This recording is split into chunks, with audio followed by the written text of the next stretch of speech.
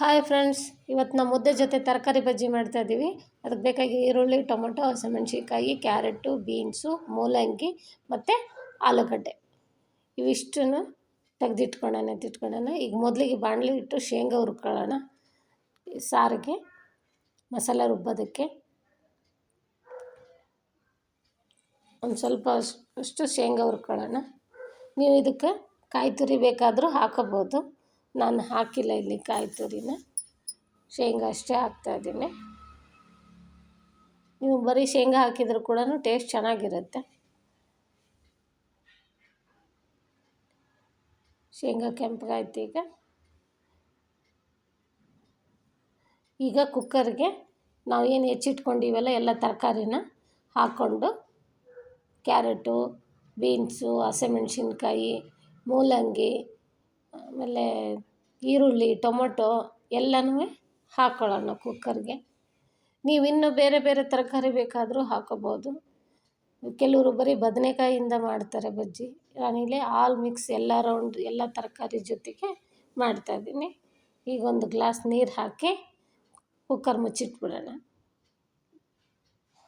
Cooker ಮುಚ್ಚಿಟ್ಟು ಒಂದು 3 vigil ಬೇಯಿಸ್ಕೊಳ್ಳೋಣ. ತರಕಾರಿ ಮೆತ್ತಗೆ ಬೇಯಬೇಕು ಬಜ್ಜಿಗೆ. ಈಗ ಮಸಾಲೆ ಹುರ್ಕೊಳ್ಳೋದಕ್ಕೆ ನಾವು ಹುರಿದಿಟ್ಕೊಂಡಿರೋಂಥ ಶೇಂಗಾ ಬೀಜ ಮಸಾಲೆ ರುಬ್ಕೊಳ್ಳೋಣ. ಶೇಂಗಾ ಬೀಜ, ಅದಕ್ಕೆ ಅರಿಶಿನ,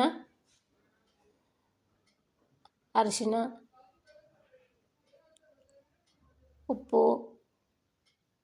ಗರಂ ಮಸಾಲ ಎಲ್ಲ ಹಾಕ್ಕೊಳ್ಳೋಣ. ಖಾರ ಹಾಕೋಕ್ಕೆ ಹೋಗಬೇಡಿ, ಯಾಕಂದ್ರೆ ನಾವು ಆಲ್ರೆಡಿ ಹಸಿಮೆಣ್ಸಿನ್ಕಾಯಿನ ಬೇಯೋದಕ್ಕೆ ಹಾಕಿದ್ದೀವಿ ಕುಕ್ಕರ್ಗೆ. ಅದಕ್ಕೆ ಅರಿಶಿನ, ಗರಂ ಮಸಾಲ, MTR ಗರಂ ಮಸಾಲ ಮತ್ತು ಉಪ್ಪು, ಆಮೇಲೆ ಬೆಳ್ಳುಳ್ಳಿ ಒಂದು 4 ಹೆಸರು ಬೆಳ್ಳುಳ್ಳಿ ಹಾಕಿದ್ದೀನಿ. ಆಮೇಲೆ ಇಷ್ಟು ಹುಣಸೆ ಹಣ್ಣು.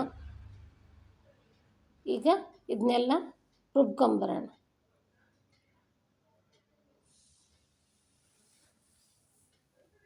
ಹುಣಸೆ ಹಣ್ಣು ಸ್ವಲ್ಪ ಹಾಕಿ, ಟೊಮೊಟೊ ಹಾಕಿರ್ತೀವಿ. ಈಗ ರುಬ್ಕೊಂಬಂದಿದ್ದೀವಿ. ಈಗ ಒಂದು ಈ ಬೇಯಿಸ್ಕೊಂಡಿರೋ ಕುಕ್ಕರ್ನಾಗಿನ ತರಕಾರಿನ ಒಂದು ಬೊಗಣೆಗೆ ಹಾಕ್ತೀನಿ. ಈಗ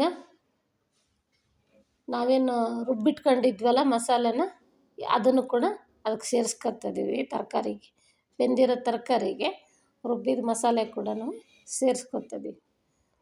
ಆ ತರಕಾರಿ ಒಳಗೆ ನಾವೇನು ಬೇಕು ಹಾಕಿರ್ತೀವಿ ಅದರಲ್ಲಿ ನೀರಿರುತ್ತೆ. ನೀವೇನು ಜಾಸ್ತಿ ನೀರನ್ನು ಆ್ಯಡ್ ಮಾಡ್ಕೊಳ್ಳೋಕೆ ಹೋಗಬೇಡಿ. ತರಕಾರಿ ಬೆಂದಿರೋ ನೀರಿರುತ್ತಲ್ಲ ಅಷ್ಟೇ ಸಾಕಾಗುತ್ತೆ ಬಜ್ಜಿಗೆ. ಇಲ್ಲಾಂದರೆ ತೀರಾ ನೀರಾಗ್ಬಿಡ್ತೈತೆ. ಈಗ ಇದನ್ನು 1-2 ನಿಮಿಷ ಈಗ ಒಂದು ಒಗ್ಗರಣೆ ಹಾಕ್ಕೊಳ್ಳೋಣ. ಈಗ ಸಣ್ಣದೊಂದು ಸ್ವಲ್ಪ ಎಣ್ಣೆ ಹಾಕಿ ಇಷ್ಟು ಜೀರಿಗೆ, ಸಾಸಿವೆ,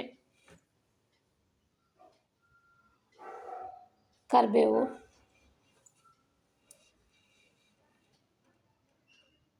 ನೀವು ಇದಕ್ಕೆ ಮತ್ತು ಒಣಮೆಣ್ಸಿನ್ಕಾಯಿ ಮತ್ತು ಇಂಗು ಬೇಕಾದ್ರೂ ಹಾಕೋಬೋದು.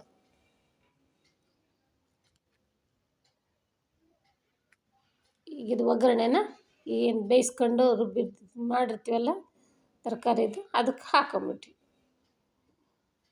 ಈಗ ಇದನ್ನು 1-2 ನಿಮಿಷ ಒಲೆ ಮೇಲೆ ಕುದಿಯೋಕೆ ಇಡೋಣ. ನಾವು ತರಕಾರಿ ಬೇಯಿಸಿದ್ವಿ, ಅದು ರುಬ್ಬಿದ ಮಸಾಲೆನ ಬೇಯಿಸಿಲ್ವಲ್ಲ, ಸೊ ಹಂಗಾಗಿ 1-2 ನಿಮಿಷ ಅದ್ರ ಜೊತೆ ಚೆನ್ನಾಗಿ ಕುದೀಲಿ. ಅಂದರೆ ರುಚಿ ಜಾಸ್ತಿ ಆಗ್ತದೆ. ಕುದ್ರೆ ತರಕಾರಿ ಜೊತೆಗೆ ಅದು ಮಸಾಲೆನೂ ಬೇಸ್ ಚೆನ್ನಾಗಿ ಮಿಕ್ಸ್ ಆಗಿ ಟೇಸ್ಟ್ ಚೆನ್ನಾಗಿರುತ್ತೆ. ಈಗ ತರಕಾರಿ ಬಜ್ಜಿ ರೆಡಿ ಆಗೈತೆ. ಈಗ ಮುದ್ದೆ ಜೊತೆಗೆ ಸರ್ವ್ ಮಾಡೋಣ. ನೋಡಿ, ತರಕಾರಿ ಬಜ್ಜಿ ಮುದ್ದೆ ಜೊತೆಗೆ ಒಂದು ಹಪ್ಪಳ ಇದ್ದುಬಿಟ್ರೆ ಬೆಳಗಿನ ಟಿಫನ್